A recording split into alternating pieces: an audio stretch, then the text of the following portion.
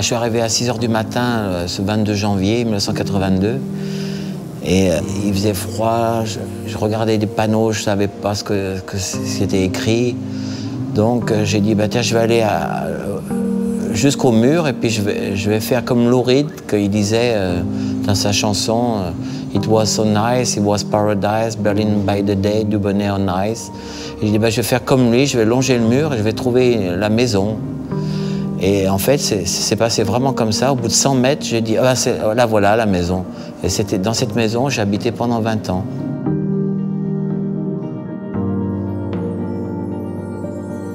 Berlin-Ouest, c'était quand même une île au milieu de l'Allemagne de l'Est. Et c'était une ville spéciale où il y a beaucoup de gens qui ne savaient pas où aller se retrouvaient. Donc moi, j'étais une de ces personnes aussi qui est arrivée à Berlin-Ouest. Et tout le monde était artiste, bizarrement. Moi j'ai dit, ben, moi aussi je suis artiste. On m'a demandé, tu es artiste? J'ai dit oui, je ne voulais pas être l'idiot du village. Donc j'ai dit, je suis artiste et je suis multitalentueux. Donc j'ai commencé à faire tout un tas de trucs pour prouver aux autres et à moi-même que j'étais artiste.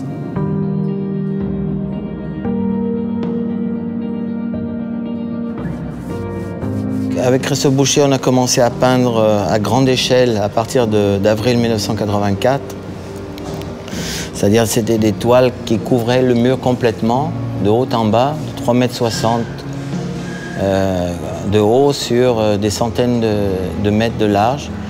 Et petit à petit, en faisant ces fresques, ça, bon, je peux parler pour moi-même, mais ça a changé mon style d'une sorte que j'ai découvert un moyen de peindre rapidement sur le mur parce que comme c'était interdit de peindre sur le mur, donc c'était dangereux, il fallait faire attention. Et en plus, il y avait toute cette question des gens qui vraiment n'arrêtaient pas de me bombarder de questions parce que tout le monde voulait savoir qu'est-ce qui se passe.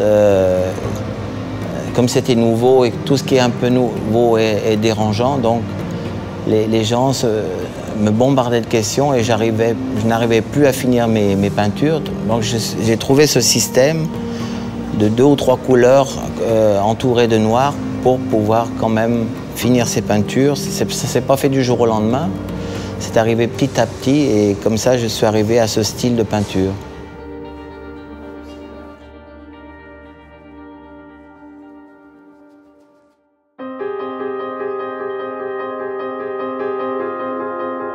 À l'époque, c'était quand même une frontière sanglante, donc c'était pas un projet artistique, le mur de Berlin. Et surtout les Allemands étaient très concernés par ce mur, et c'était même un objet tabou, où même les artistes allemands ne venaient jamais peindre. Donc, moi, en tant qu'étranger à Berlin-Ouest, j'ai plus ou moins brisé un tabou. Et certaines personnes étaient assez violentes. Ils me criaient que qui paye ça, pourquoi vous peignez pour les touristes. Enfin, c'était vraiment pénible de se faire agresser comme ça.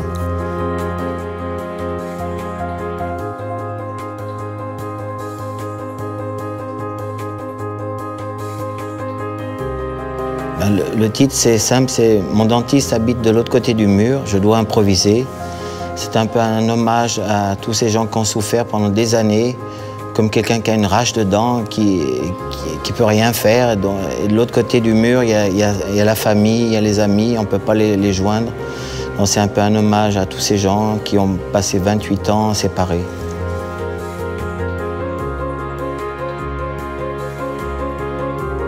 Moi, je me considère, après 32 ans de vie à Berlin, comme un artiste européen qui a commencé sur le mur, qui était une frontière européenne à l'époque, entre l'Allemagne de l'Est et l'Allemagne de l'Ouest, puis l'Europe de l'Est et l'Europe de l'Ouest. Et maintenant que le mur est tombé, ces peintures sont un hommage à la liberté retrouvée en Europe. Et maintenant, il est possible de peindre le mur des deux côtés.